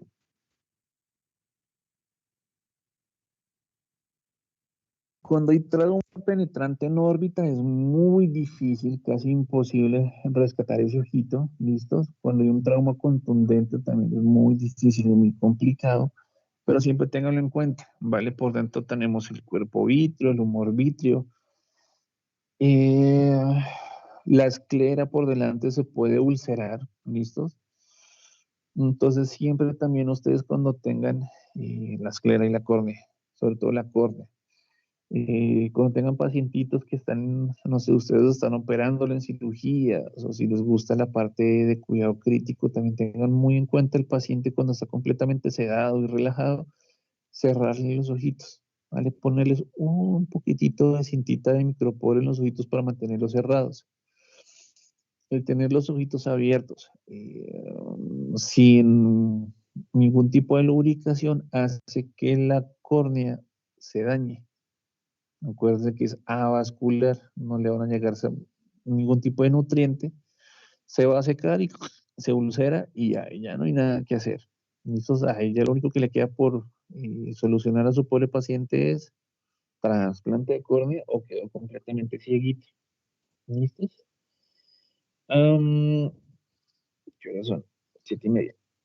Entonces, sigamos con la parte de los anexos de la parte del globito ocular. Entonces, nos queda el aparato lagrimal. Entonces, el aparato lagrimal básicamente es el sistema que está compuesto por dos funciones principales, una secretora y una excretora. ¿Listos? Entonces, la parte secretora va a estar compuesta por dos porciones principales, una orbitaria y una palpebral. Bueno, en cuanto a la parte secretora o orbitaria, ¿vale? Ella se encuentra de forma transversal en la cara superolateral contra la fosa lagrimal de la órbita. ¿Listos? En la porción inferior y medial se va a apoyar en la expansión del elevador del párpado y adelante va a estar en relación con el ligamento lateral del párpado superior. Bueno, atrás se va a terminar uniendo con la unión palpebral. Y la porción palpebral, ya habiendo visto la parte orbitaria, es mucho más pequeñita y se va a ocupar en la parte superolateral del párpado superior y en el borde de atrásito de ella se va a unir a la porción orbitaria y el borde anterior va a tener contacto sobre el saquito conjuntival como tal, que es donde se abren los conductos excretores accesorios. Entonces, básicamente tenemos este sistema lagrimal, acuérdense, uno secretor, uno excretor. El secretor va a tener una porción orbitaria y una porción palpebral. Quietos por ahí. Ahí les puse como lo de más de plus para que repasen. Y está el conducto nasolagrimal que se va a extender desde el saquito lagrimal hasta el meato nasal inferior. ¿Listos? Entonces, esta comunicación de este aparato lagrimal, básicamente lo que nos deja es, se producen las lagrimitas normalmente para estar hidratando los ojitos, pero en situaciones emocionales, alegría, estrés, tristeza, cuando hay una sobreproducción, no tenemos cómo eh, excretarlo únicamente a través del saquito lagrimal y a través del conducto nasolacrimal, y básicamente las lagrimitas van a empezar a brotar por los ojitos. ¿Listos? Cuando nosotros estamos llorando y se nos escurren los mocos, no son solo mocos, ¿vale? También son lagrimitas que se están yendo por el conducto. Espera un segundito que me están llegando mensajes. Chan, chan, chan. Nah, listos. Ay, pero se olvidó de ustedes. Ya los quité. Nah, ya los quité. Bueno, y ya, en cuanto a la parte de párpados, es un poco más difícil, un poquitito más complejo. ¿Listos? Esto es un parpadito visto en su porción sagital. Y la configuración interna de los párpados básicamente está por capas superpuestas, unas sobre otras. ¿Listos? Entonces, como todos sabemos, y lo hemos palpado obviamente, la piel de los párpados es una piel muy fina, ¿vale? Eh, Tiene diferentes pelitos en su superficie exterior, ¿vale? Que esos pelitos van a estar acompañados, bueno, las pestañas, van a estar acompañados por glándulas sebáceas, ¿listos? Y esas glándulitas sebáceas están muy poco desarrolladas, ¿vale? También asociado, y aparte las glándulitas sebáceas también van a tener glándulas sudoríparas. Bueno, son pequeñas, pero son bastante abundantes. Entonces, en la capa celular subcutánea, apenas bajamos de la pielecita, encontramos que es una capa muy delgada y tiene un tejido conjuntivo laxo. Debajo de ella también vamos a encontrar una capa muscular de fibras estriadas y está constituida básicamente por la porción palpebral del músculo orbicular, que son los que vamos a ver en la próxima clase. ¿Listos? Los fascículos más internos del orbicular van a recibir el nombre de el músculo de Rioblano, por si acaso se nos preguntan. Esta capa celular submucosa, entonces, se va a parecer mucho a la capa celular subcutánea de la piel normalita y está formada básicamente por tejido conjuntivo laxo. Eh, la capa muscular también tiene fibras lisas, está subyacente a los ligamentos anchos que van a tener el músculo palpebral superior, el musculito palpebral inferior, y esos musculitos a veces les llaman los músculos de Müller, por si acaso se los llegan a preguntar. Bueno, am, en cuanto a las glandulitas palpebrales, entonces tenemos unas glándulas que son las glándulas de meibomio o glándulas tarsales, también las pueden encontrar así en los textos. ¿Listos? Entonces son glandulitas que son formaciones como de racimos, son las racimadas, ¿vale? Y están dispuestas de forma paralela entre sí en el espesor de los parpaditos, ¿vale? Más o menos unos 25 a 30 en el párpado superior y unas 20 a 25 en el párpado inferior. Desde el punto de vista funcional, las glándulas de meibomio son similares o como análogas a las glándulas sebáceas. ¿Listos? Están otras que son las glandulitas de 6, que la que está abajo pegada a la pestañita. ¿Listos?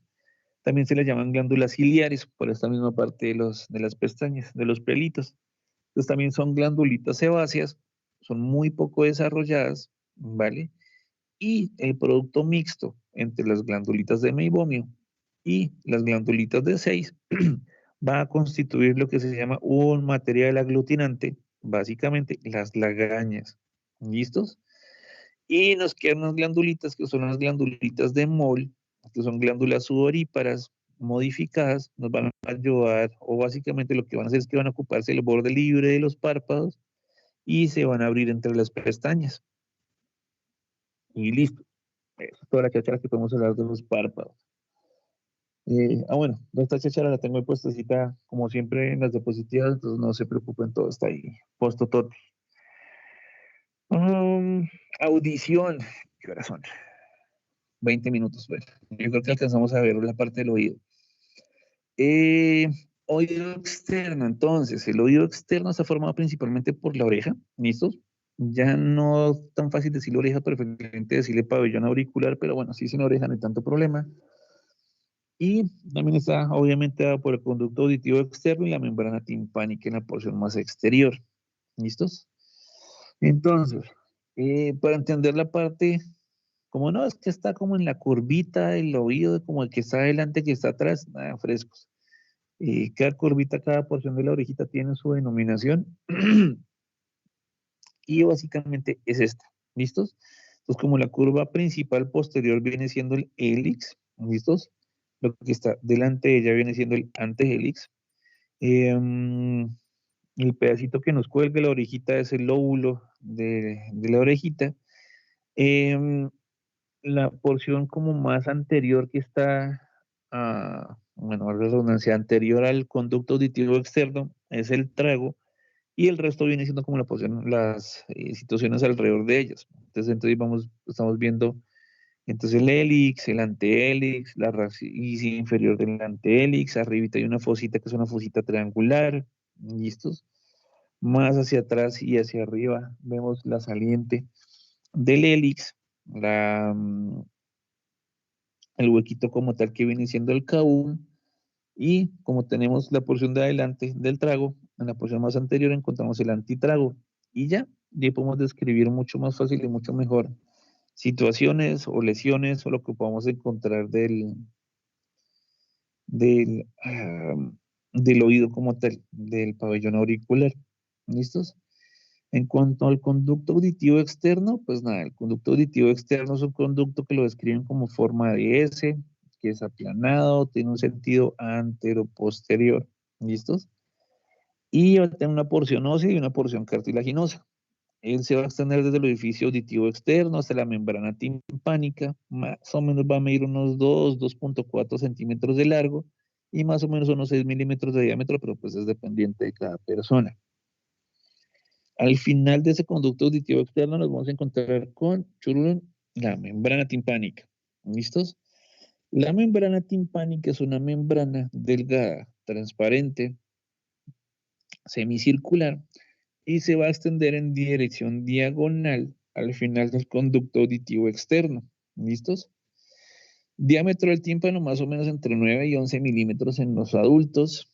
Se va a insertar debajo del surco timpánico, obviamente en el huesito del temporal, y va a estar anclada mediante un rodete anular fibrocartilaginoso. ¿Listos? Entonces, importantísimo que la membranita timpánica en la dirección más superior se va a fijar a la apófisis lateral del martillo, que es uno de los tres huesecillos del tímpano que ya los vamos a ver. Y la membrana timpánica básicamente va a tener una cara medial, ¿listos? Una cara lateral y dos porciones, una flácida y una tensa. Bueno, la composición de ellas son tres capas, una capa lateral o cutánea, una capa media fibrosa y una capa mucosa como tal. ¿Listos? Entonces, en cuanto a las porciones que tiene ella, acuérdense que tiene una porción flácida y una porción tensa, lo que encontramos es esto, que la porción flácida es la porción más pequeñita y más delgada de la membrana timpánica. ¿Listos? Ella está ubicada por encima de los pliegues anteriores y posteriores del martillito. Si la ven allá, arribita, arribita, viene de arriba para abajo la escotadura y debajito la porción flácida. ¿Listos? Y debajito lo que encontramos es toda la porción tensa. Entonces, ¿cómo es que funciona toda esta cuestión? Primero, entender esto. Los huesecitos del... bueno, me vuelvo un pelito. Miren, cuando ustedes están haciendo su práctica clínica y le van a revisar los oídos a alguien, cuando ustedes, si no tiene un tapón de cera gigantesco, lo que van a encontrar, lo que van a ver por medio de la otoscopia es esto. ¿Listos? Una membranita, la membrana semitransparente, de color como medio amarillito, medio dorado. Tiene que ser brillante, no tiene que ser opaca y no tiene que tener otra coloración ni estar abombada. ¿Listos? Es muy frecuente, una de las causas principales que les va a llegar a ustedes de consulta cuando recién salgan es que el niño tiene mucha fiebre, no se queda callado, llora todo el día, no me quiere comer, enano de 6, 8 meses, un añito. Sospéchenle o que tenga una amigdalitis no bacteriana. Menores de 4 años no se le pegan las bacterias a la garganta, ¿listo? Y o pueda tener una otitis. Listo, les va a tocar hacer una otoscopia y como en segundo y medio, 2 segundos, poder identificar y mirar muy bien ese pobre membrana timpánica. ¿Cómo se ve una otitis? Se ve la membrana roja, inflamada, abombada. ¿Listos? Am, una de las causas principales de otitis es el tete, ¿vale? Darle tetero al niño casi que completamente acostado. Uf, se les va por conductito de falopio y se les va a generar la inflamación y la infección, sobre todo de oído medio. ¿Listos? En adultos es mucho más frecuente la parte de cuerpos extraños. No es tan frecuente, pero es más frecuente la parte de cuerpos extraños más que la otitis. ¿Listos? Entonces les va a llegar 2, 3 de la mañana cuando ustedes están en un turno cansadísimos, molidos. El paciente que se le metió una cucaracha en el oído, que se les metió una abeja. Pues madre mía, me llegó un señor que se puso, o sea, él tenía un panal en el patio de la casa, esperó que fuera de noche porque las abejas están durmiendo, bajó el panal a palazos porque quería miel y obviamente las madres abejas lo atacaron y lo volvieron pedacitos a ese pobre hombre. No me van a creer, yo no tenía ni idea que podían caber tantísimas abejas en un oído. Al señor lo atacaron tanto que hasta se le metieron dentro de los oídos, dentro de la nariz, en todo lado las abejas. Era impresionante. Ese pobre hombre llegó súper picado, con un choque anafiláctico picho, bla, bla, bla, bla. Bueno, lo sacamos del choque, toda la cuestión, bien, mejoró. Como doctor, es que por qué no favor es que no he podido sacarle más abejas, estoy desesperado con las abejas que tengo en el oído. ¿Qué? ¿Cómo así? Ese pobre hombre tenía dentro de los oídos, no me acuerdo si fue el derecho o el izquierdo, no, total. De uno le saqué 5 y del otro le saqué 8. 8, hijo de madre, esas abejas en un oído, imagínense ese desespero. Ese zumbido, ese zzzz ahí metido dentro del libro, que vaina tan impresionante. Ya estaban muertas, fue una ventaja y desventaja porque se hacen pedacitos. Pero, por ejemplo, les digo a ustedes el paciente con la cucaracha en el oído, con la araña, con la abeja, con el cucarrón, y el paciente se revuelca, obviamente, el desespero. Am, si lo quieren sacar en vivo, pues madre, mis respetos, porque fue madre, controlar que el bicho no lo muerda, no lo patalea uno, difícil, más fácil ahogarlo y más fácil paralizarlo. Cogen lidocaína, ¿vale? De nuevo la lidocaína como anestésico y la echan líquida, sin epinefrina dentro del oído. Entonces tiene dos opciones, o el bichito sale porque se está ahogando, o el bichito se muere. Y ya la puede sacar con pinzas, ¿listos?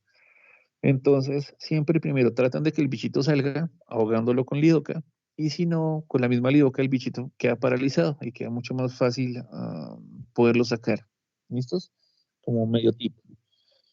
Entonces, eh, estos son los huesecillos del oído medio. ¿Listos? Martillo, yunque y estribo. ¿Listos? Entonces, la función de estos huesecillos básicamente es amplificar de forma mecánica las vibraciones que llegan al tímpano, transmitirlas a la cóclea, donde van a ser interpretadas como sonidos. ¿Listos? Entonces, el mango del martillo como tal está incluido en el tímpano, de modo que la cabeza del martillito va a sobresalir por encima de la membrana. ¿Listos? Me vuelvo un pelo. Miren, ahora lo que estamos viendo es el mango o la estría del martillito. ¿Listos? Y la cabeza del martillo se va a articular por el yunque, el huesillo que esté bajito, y este cuerpito del yunque se va a articular con la cabeza del estribo por medio de la ramita larga que vemos ahí del yunque. La base del estribo se va a sentar sobre la ventana vestibular, que es la entrada como tal al oído interno. ¿Listos? Entonces, si los ponemos en disposición a los tres, churún, churún, lo que encontramos es esto. ¿Listos? Entonces ahí está la membrana timpánica en rosadito. Acuérdense que el manguito del martillo está incluido en el tímpano como tal. La cabeza del martillo va a sobresalir por encima de la membrana, se articula con el cuerpo del yunque se va a articular con la cabeza del estribo por medio de la ramita larga del yunque, y el estribo, ¿de dónde están? Ahí tal cual como lo pueden ver, que tiene forma de estribo, ¿listos? Se va a sentar sobre la ventanita vestibular, que viene siendo la entrada al oído interno, ¿listos? Entonces, muy bonitos, muy chéveres, así gigantescos. Yo nunca los he podido tener en la mano, pero para que se hagan una idea de lo increíblemente pequeñitos que son así de pequeñitos. ¿Listos? Eh, carajo. 10 minutos no creo que se alcance a explicar. Bueno, sí, hagámosle a ver si lo logramos. Si no, pues lo dejamos y lo repasamos la próxima clasecilla. Entonces, oído interno, básicamente ubicado en porción petrosa del huesito temporal, ya lo hemos visto previamente, ¿listos? Es un órgano vestibulo-coclear que se encarga de la percepción del sonido, del mantenimiento del equilibrio, eso lo vimos cuando miramos ahorita los pares craneales, y va a tener dos zonas principales. Una que es el laberinto anterior o la cóclea, ¿listos? Que tiene esa forma de caracolito, y la otra es el laberinto posterior o el laberinto vestibular, ¿vale? Entonces arranquemos con la parte de la cóclea, con la parte de la audición como tal. ¿Si está primero la cóclea? Sí, genial. Entonces, si yo cojo ese caracolito, lo parto por la mitad, lo que estoy viendo es esto. ¿Listos? Entonces este caracolito, esta cóclea o el laberinto anterior, es un conducto enrollado en espiral. Fin, como todas las cosas que tenemos en espiral como un caracolito. ¿Listos? ¿Cuánto está enrollado? 2.75 veces sobre sí mismo, ¿vale? Y va a tener tres tubos principales por dentro. Bueno, va a tener una rampa vestibular, va a tener un conducto coclear y va a tener una rampa timpánica. ¿Listos? Cada una de estas rampitas por dentro va a estar llena de líquido. Entonces, la rampa vestibular va a tener perilinfa, la rampa timpánica va a tener perilinfa y el conducto coclear o la rampa media va a tener endolinfa. ¿Listos? Entonces, eh, hay una membrana que nos está separando la rama vestibular del conducto coclear como tal, o la rama o la rampa intermedia. Esa membranita se llama la membrana de Reisner. ¿Listos? Y la membrana basilar, la que va a separar el conducto coclear de la parte de la membrana timpánica. ¿Listos? Entonces, en el extremo, en la puntita de la cóclea, del caracolito, se va a llamar el helicotrema. Y en el helicotrema se van a comunicar las rampas vestibulares y las rampitas timpánicas. Entonces, básicamente, si yo cojo ese caracolito, lo desenrollo, demuestro por dentro cómo es la movida, eso es lo que sucede. ¿Listos? Entonces, tengo el canal auditivo, tengo el tímpano como tal, la membranita, los tres huesecillos, el martillo, el yunque, el estribo, que van a llegar a la ventanita oval y me van a convertir o me van a amplificar esos impulsos mecánicos del sonido y los van a transmitir a las olas, bueno, los van a transmitir a, a la cóclea y van a convertirse en olitas. ¿Listos? Entonces, lo que sucede dentro de estas olas es que van a mover unos órganos, bueno, un organelo especial que se llama el órgano de Corti. Me vuelvo un poquitín a la diapositiva anterior y ahí dentro, como en la porción más intermedia, están viendo como una montañita. Esa montañita intermedia se llama el organito de Corti. ¿Listos? Volvemos acá. llega el impulso del sonido, me mueve la membrana timpánica hacia adentro, hacia afuera. Esa membrana timpánica me va a mover al martillo, que va a mover al yunque, que va a mover al estribo, que va a mover a la ventanita oval, que va a empezar a mover el líquido que tenemos dentro del oído. ¿Listos? Ese líquido, ya sea en la rampa vestibular o en la rampa timpánica perilinfa o dentro del conducto coclear, la endolinfa. ¿Listos? Eh, ¿Qué pasa entonces? Este organito de Corti es el encargado de generar los impulsos nerviosos como respuesta a las vibraciones que vienen siendo amplificadas desde atrás. ¿Listos?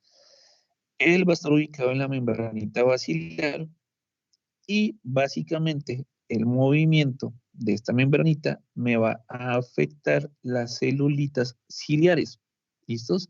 Estas células ciliares del órgano de Corti, que también las llaman capilares o pilosas, que tienen pelitos, se van a estimular. ¿Listos? Al ser estimuladas, van a generar impulsos eléctricos. Y estos impulsos eléctricos van a hacer que las fibras nerviosas transmitan estos impulsos hasta el cerebro para ser interpretados. ¿Listos? Entonces, la vía acústica, ¿cómo es que funciona? Las fibras auditivas del órgano de Corti van a ir al ganglio espiral, que van a ir al nervio coclear, que van a ir a los núcleos cocleares del tronco encefálico, que luego van a terminar yendo hacia el lóbulo temporal, que básicamente es la corteza auditiva primaria y es el que nos va a ayudar a decir y a identificar qué sonidos son los que estoy escuchando para poderlos traducir. ¿Listos? Entonces, ¿por qué carajos la forma de caracolito? La forma de caracolito nos va a identificar que las ondas sonoras que están pasando a través de los líquidos que tenemos dentro del laberinto vayan a tener diferentes sitios a donde llegar. ¿Listos? Las ondas más gorditas, más gruesitas, de menos amplitud, van a querer llegar hasta la punta del organito, listos, hasta el helicotrema, y las ondas más con menos amplitud, más agudas, van a tener la tendencia a quedarse al comienzo. ¿Listos? Con eso podemos diferenciar entre tonos agudos y tonos graves y poder identificar de forma mucho más fácil los diferentes sonidos que nos están rodeando. Y así es como nosotros escuchamos. ¿Listos? Entonces acá viene una parte importantísima en cuanto a la porción clínica, que ahora son cuando ustedes están, sobre todo en pediatría, viendo a los niños con problemas o con trastornos auditivos, es muy importante identificar si es de que no se transmite el sonido, si hay un daño o en la membrana, o en los huesecillos, o en la ventanita, o hay un problema de, bueno, o en la cóclea, o hay un problema de traducción de las señales. ¿Listos? A veces el problema es en la cóclea y está dañada. Y por más de que se envíen los impulsos eléctricos, bueno, los impulsos mecánicos para que se conviertan en eléctricos, no se logra. Hay una vaina impresionante de magia de medicina, fue madre, que son los implantes cocleares. Niños que tienen esos trastornos auditivos y se dan cuenta, bueno, nos damos cuenta que el daño es en la cóclea, se generan implantes de reemplazo de esa cóclea para que el niño pueda volver a escuchar. Es increíble, esa vaina parece de ciencia ficción, pero es del carajo. Y ese va como otro mini tacho también, que tuve yo esta semanita en la unidad. Una abuelita de 94 años me llegó por una falla cardíaca descompensada y la pobre abuela no escucha bien. ¿Cómo carajos una abuela de 94 años completamente funcional, que sale, hace café, riega sus maticas, todavía es completamente, entre comillas, independiente para sus cosas, para sus propias cositas, la tienen sin escuchar? O sea, a esa señora que es hipertensa, que tiene falla cardíaca, la ven en consulta externa. Cuando les llega un paciente así que no escucha, carajo, mándenlo al fono, mándenlo a fonoaudiología para que fono les pueda, o a otorrino para que les pueda recetar su audifonito y que la abuelita pueda volver a escuchar. Nosotros nos comunicamos con ella básicamente con los fonendo. Le poníamos el fonendo y le gritábamos hablando por el fonendo y la abuelita era feliz porque volvía a escuchar. Entonces no sean tan rabones, vean a su paciente como un todo. No porque llegó por la falla cardíaca y solo la falla cardíaca, nada. Ayúdenla con el resto de cositas. ¿Listos? Bueno, casi 8, nos quedamos hacia la parte del equilibrio, entonces la próxima clase mañana y terminamos con la parte de la parte posterior, el equilibrio. Nos quedaría haciendo falta la nariz, fositas nasales, los meatos, senos paranasales, la parte de boca, lengua y no sé, yo creería que los musculitos de la expresión facial. Y yo creo que el jueves alcanzamos a ver la parte de columna, que es súper sencilla de entender y súper fácil. ¿Listos, Docs? Entonces, nada, lo siento por no darles el tiempito de poder ir a comer algo, ir a descansar. Nada, mañana nos vemos, Docs. Hasta luego, profe. Vale, profe, gracias por la clase. Obvio, Listo, profesor. cuídense. Hasta luego.